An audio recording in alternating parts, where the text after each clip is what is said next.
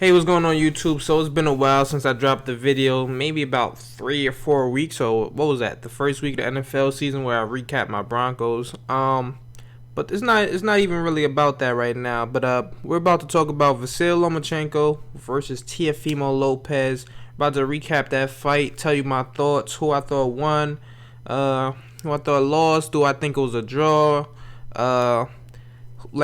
just and where do these fighters go from there after this fight. So before we get into that, man, make sure you guys definitely hit the like button, thumbs up the video, definitely subscribe to the channel, and would appreciate some feedback at the end of the video. So let me know what you guys think. So let's talk about it.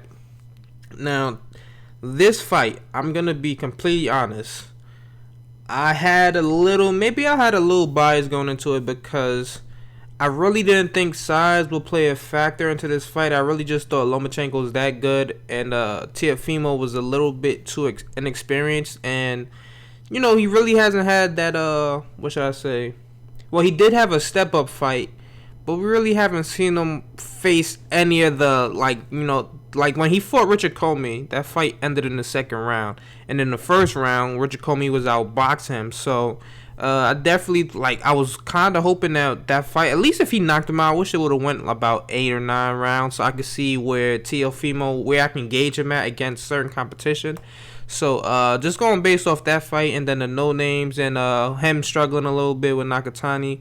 I know it wasn't the same thing because both Comey and Nakatani are way taller and longer fighters than Lomachenko, but I did think Lomachenko would be able to outbox him. Teofimo actually impressed me, man. Before I get into going through these rounds, Teofimo definitely impressed me, man. His footwork was pretty underrated to me now. Like, I didn't realize his footwork was that good. I still think Lomachenko missed out on some opportunities there, but Teofimo was pretty sharp with the jab, worked the body. He stuck to it looked like he had a game plan. He stuck to it to keep going to Lomachenko's body, keep him still. And it kind of worked. You guys saw it. I mean, besides from the 119-109 scorecard from that judge, I don't know. Freaking Letterman's daughter, I don't know. She should never be a judge no more. I think that was his daughter, the legendary guy. But yeah, let's go down. So first round, we're gonna start off round by round, I guess. I don't remember every single round off the top of my head, so I'm gonna just go to the ones that I can remember for sure. I did watch this fight again, just to let you guys know. I won't be playing this here. It's just this is what you see in the background is just me looking over a certain round again, just to make sure I wasn't bugging before I did this video. But yeah, first round, Lomachenko comes out real conservative, man. And we always know Lomachenko will always start out slow. Like, he does that in every fight. Like, I've literally seen him do it in every fight. He just that first couple rounds, he just looks to get a feel for his opponent, see can he find any weaknesses. Like, most of the time he's just really slipping inside, slipping outside, seeing how a certain person will react. He'll fight off the back foot a little bit, but he's definitely more engaging than he was in this fight.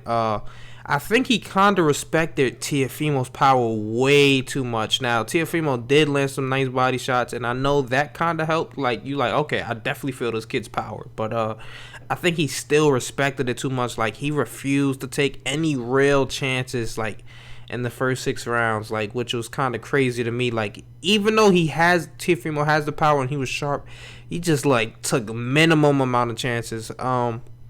But yeah, even like I said, even when Lomachenko is filling out opponents, he's still looking, feinting and probing and really throwing punches to get a reaction out of you, so he knows what he can do. But for some reason in this fight, he was just slipping inside, slipping outside, but he really wasn't even feinting. He maybe feinted a few times, but he didn't really look to feint and probe as much. He just more so was just moving his head around, getting his head off the line. But I don't know why he was so scared of this guy's power. I know Teofimo has lightning power, and Lomachenko is a small 135er.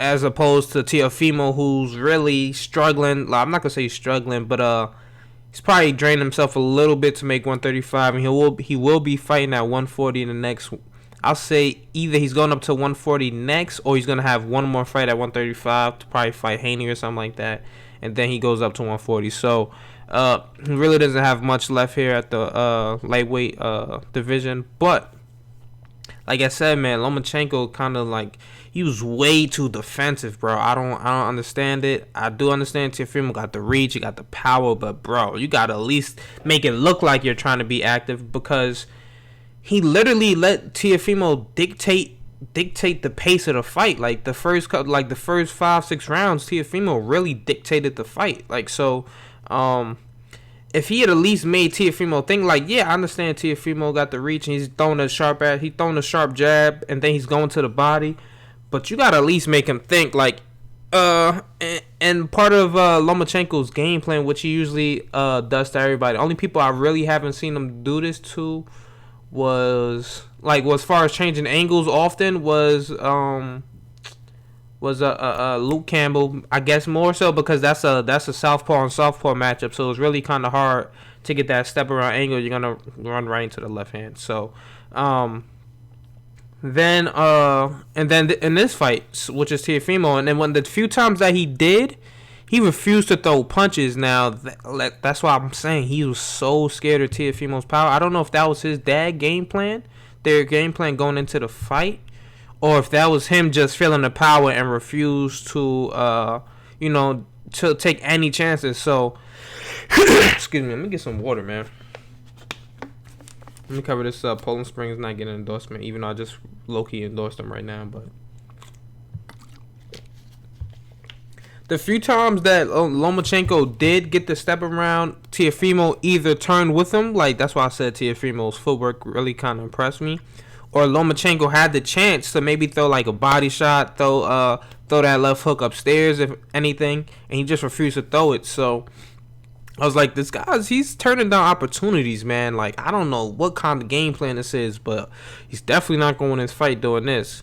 And so, like I said, a lot of people are giving Teofimo rounds 1 through 6 easily. Some are saying 1 through 7, and then there's some saying, I'll give Loma the second round. Now, me personally, I had Lomachenko winning the 4th round. A lot of people are trying to give him the 2nd round. I don't know if I can do that. Yeah, he landed a nice little flurry late, but he wasn't active enough that whole round for me to give him the round. Like, if he landed that, let's say he landed that late flurry, right? But he landed maybe about 2 or 3 more punches, or he at least attempted to throw combinations earlier in the round, then I can probably edge it. But his activity was way too low, and Teofimo landed more punches than Lomachenko did, even if his punches weren't as clean as that combination from Loma in the second. So I still gave Teofimo the second. I gave Teofimo the third. So I gave him 1 through 3. I gave Lomachenko the 4th. Now, this is one thing I need to say, because I know a lot of people in real time, you can't really tell the difference.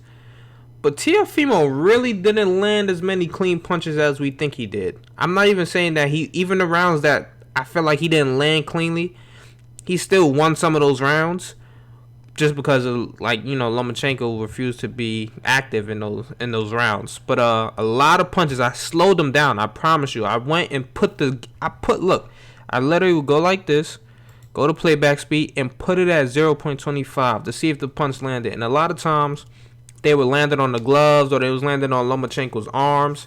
But in real time, it looks like that punch is landing, because Teofimo's he has fast hands. So, and it just, he's backing up Lomachenko. So it just looks good. Like, the activity, being aggressive, it just looks good in the judge's eyes. And even on TV, I thought those punches were landing. So I can't even be mad at people who thought like he really would land some devastating punches. But a lot of the times, those are either partially like they barely touched Lomachenko, or they were just blocked, period. So yeah, as far as that goes, so I gave Lomachenko round 4, I gave Teofimo round 5 and 6, and then I gave Lomachenko round 7 through 11. Now one of the swing rounds that a lot of people talking about is round 7. Now, the reason why I'll give it, that was a close round, by the way, too. So I'm not going to say, like, Lomachenko dominated that round. But that's when Lomachenko really started, like, asserting himself into the fight for real, for real. That seventh round, he got it on the inside. Even when he was winning the exchanges when they got tangled up, and I think he just landed the harder punches and the cleaner shots that round. Teofimo still landed some good punches that round, but I feel like Loma punches were a lot more clean, and that's when he really started to assert himself in the fight. Eighth round, he definitely won clear to me. Ninth round, he won that as well. 10th round, he won that. Like, if you guys check my Twitter, I think I put he, like, when those rounds were happening, I think I put that he started winning those cleanly. I can't remember for sure, but 11th round, there's no debate about the 11th round as well. That's when I was like, okay, look like he might actually drop Teofimo here. Like, this started to surprise me. You guys can just see though, Teofimo started wearing down. He looked like he lost a lot of energy, man. He just didn't have the same oof on his punches. Like, they just weren't as sharp. And he still landed some good punches, but you could just tell that the power really didn't affect Lomachenko as much in those later rounds. And then, of course, we guys know, all of us know, Teofimo came back in that 12th round. It's like he just got a second wind, and he really gave it to Lomachenko. Well, I mean, Lomachenko had no choice but to go into the Lion's Den for sure in that round, because I think Lomachenko knew that the fight was close, and he didn't want to leave it in the judge's hands, so he just had to brawl with Teofimo and pray that he scored like a knockdown or probably got a knockout or something like that. And in that exchange, Teofimo definitely got the better of him, and it looked like Teofimo was about to drop him. Maybe like 10 seconds left in the round. It looked like he wobbled Lomachenko a bit. So that's what I'm saying, though, man. Lomachenko is really disappointing me here, bro, because he had opportunities, man. Like, he took, according to the CompuBox, Teofimo landed like 50 punches in the round, the most ever landed on Lomachenko in any round of his career. So, and he didn't drop him. I mean, he did almost wobble him, but Loma has a chin, bro. Even when he got dropped versus Linares,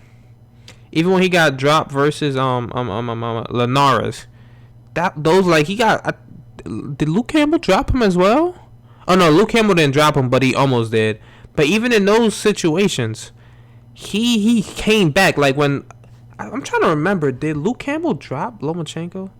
I know I think he landed a nice body shot on Lomachenko, if I'm not mistaken. That might have stumbled him, but I don't think he really dropped him. But I do know Lomachenko dropped him. So never mind that. But the point is, Lomachenko has shown he has a chin. He's gotten back up. I just wish he would have took more chances earlier. For me personally, though, like, if you guys listen to what I said round by round, I basically had it as a draw. But I'm not mad at Lomachenko taking an L. I think, honestly, it's either a draw or a Teofimo win. I'll tell you that. Loma didn't win this fight, and I was somebody that was rooting for him to win. I thought he would win, but Teofimo just proved me wrong, man. He proved the whole world wrong, and he got the upset one. I just don't agree with that one scorecard, man. 119, 109. So you're basically telling me Lomachenko took one round. And I wish I could see his scorecard too, because it probably was the 11th round where she had no choice but to give it to Lomachenko. But come on, to say he won one round is crazy. I think the other two judges had it 116, 112, which is appropriate. I'm not mad at that as well. But yeah, man, overall good fight. I would love to see a rematch, because I would want to see if Lomachenko adjusts. I think he adjusts there and makes it a more competitive fight where he lets his hand let his hand go more or whatever. I don't know why I'm stuttering. Lets his hands go. And I really think his game plan would probably be more so to get into the same game plan Teofimo had for Loma as far as trying to work the body. I think Loma will take that chance and try to go to the body a lot more, because as you guys saw, like, by round 7 or 8, that's when we really started to see Teofimo to fade. And if Loma could just work him a little bit more in the earlier rounds, I think the same could happen again. But then again, like, both guys are at a disadvantage too, right? Because well, Teofimo not really, because he stays in shape. So even though he's not really a 135 pounder, he's in shape all year round. So he's not really as weight drained as a lot of fighters who will get way out of shape and then try to come back down to make weight. He's not as drained as those guys, so he still had a lot of energy. But You never know. Those getting to 135 could have taken a little bit out of him. But overall, good fight. Now, for both guys, let's talk about what's next for both guys. Like I said, man, I want to see Teofimo versus Haney, for the real undisputed, because Lomachenko had the WBC franchise belt, but that's not really a real undisputed because you didn't fight. He turned down the fight with Haney, and I'm not even gonna say that Lomachenko was ducking Haney. That's why he didn't fight him. I'm gonna say Bob Arum prioritized Teofimo getting the belt over Devin Haney, because look at it like this: Teofimo and Loma are both on Top Rank, right? And Devin Haney's with Matchroom, DAZN, or whatever. So if I have a guy that I'm trying to build up, and Teofimo Lopez, young guy, I think he's in the same division as Devin Haney. We already got him one belt.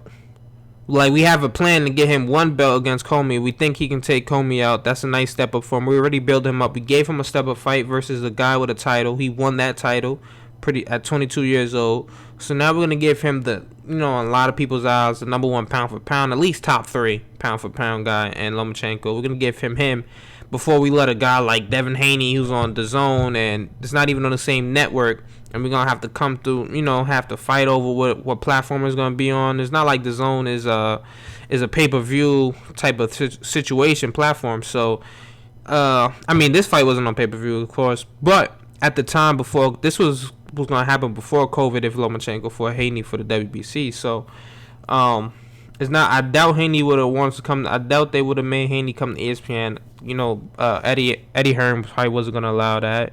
They was going to have a purse bid over that. So, I'm pretty sure that played, the politics of that played into it. So, I don't think Lomachenko scared. Lomachenko was scared of Haney. I just think, just promotion, politics, bro. So, like I said, I think Teofimo should fight Haney next. And if not, he needs to go up to 140. He goes up to 140, and he takes the winner. If they don't drop the belts between Josh Taylor and Jose Ramirez, when they set up that undisputed fight, let me just make sure again. I think, yeah. This is going to be, I'm going to show you guys something. Box champion. Let's see. I got it right here on my Google. Let's see. So at 140, these guys have all the belts. Jose Ramirez, Josh Taylor. When these two guys fight, and that's for undisputed, whoever wins that, I feel like Teofimo's in line to fight them. If not, I heard somebody say the winner might drop it and go to 147. I can see Josh Taylor going to 147. I don't know if I see Jose Ramirez necessarily moving up. I'm not sure Jose Ramirez, because Jose Ramirez has arguably lost his last 2 fights at 140 to Zepeda and to Postal. So I'm not sure Jose Ramirez would be any good at 147. But who knows, man? Who knows? Maybe they set up. Maybe Jose, if he wins, he moves up and he fights Crawford, because I think I saw something about Jose Ramirez and Crawford possibly fighting. But I'm not. That was a little while ago, so that might just be some nonsense I saw. But like I said, maybe he moves up and fights the winner of whoever gets the undisputed, and then he's already in line for undisputed. Imagine you get 3 titles at lightweight, then your next fight up, you get to fight for undisputed at 140, and he wins that. He's easily number 1 pound for pound fighter in the world after that if Teofimo does that. And as far as Lomachenko goes, I think he should go back down to 130, or if not, I say he stays in 135 and collects the belts that Teofimo probably vacates. If he stays at 135, he picks up the belts again. Now I was gonna say he could say he's 2-time, champion. And if not that, if he doesn't stay at 135, he go back down to 130. He has some good fights at 130, to be honest with you. He could take on a Jamel Herring, who's I think Carl Frampton probably beats Jamel Herring. I'm not sure about that. I think Carl Frampton probably beats him though. You got Shakur Stevenson, Carl Frampton, Jamel Herring. You have Miguel Burchell. You got Oscar Valdez. You got Jojo Diaz. So there's plenty of guys there. Let me see. There's plenty of guys there at 130 that you could take. Leo Santa Cruz, Tank. So there's big fights to be made at 130. So if he goes back down to 130 and gets a belt there, he can still climb back up that number one pound for pound list. If cause all right, we already know Valdez is probably gonna fight Burchell, right? They're gonna probably fight whoever wins that. Javante is gonna have the WBA belt. I know he's gonna beat Javante's gonna beat Leo Santa Cruz. Carl Frampton, I'm not sure. Carl Frampton, they already said the winner of Carl Frampton and Jamel Herring has to fight Shakur. That's mandatory that they have to fight him next. And then the IBF. So you could take. I think the best route for Lomachenko to go is try to get that IBF from Jojo Diaz, then possibly unify with a Burchell or with Burchell, and then because this how I'm setting it up in my mind, right? So he takes Jojo Diaz belt, he unifies with Burchell and Burchell or Oscar Valdez, right? Shakur Stevenson is gonna beat Jamel Herring and Carl Frampton easily. I'm not gonna lie, he's gonna wash both of those guys. I feel like whoever wins that belt, low-key might drop the belt and try to duck Shakur, but we'll see if that happens. So Shakur's gonna get the WBO for sure. Then you let Shakur. I think Shakur is probably gonna try to get that Loma fight, bro. So if he fights Loma, he gets 3 belts. I feel like Shakur Stevenson is the only person at 130 that could beat Loma. So Shakur, you build up Shakur with that Loma fight. He beats Loma. Then you get Tank versus Javante for undisputed, man. That's gonna be a hell of a fight right there, bro. I kind of got off track with talking about other guys' futures, but yeah, I can see that definitely happening, man. Like I said, 130. Lomachenko still has a chance to bounce back, man. So I like both these guys' futures. Nobody really lost that fight to me in the grand scheme. Like, yeah, Loma went down in the pound for pound rankings, but he's still a good fighter, and I just don't like how people just making it seem like he's overrated now. Like, just because he lost to Teofimo Cruz. I said Teofimo Cruz. Teofimo Lopez. He still has a lot of fight left in him. He's 32. I say Loma got a good 3 years left in him. So 35, he'll probably be done by then. You know, those amateur fights do catch up. He has like freaking over 400 career fights in total between pros and amateurs. So, like I said, man, nobody really lose. I got the fight as a draw, but I'm not mad at 7-5 in favor of Teofimo Lopez. Let me know what you guys think in the comment section below. I don't mind debating with you guys, so I'll definitely be responding in the comment section as well. With that being said, though, don't forget to thumbs up the video, like, subscribe, comment, do all that good stuff, man. Peace.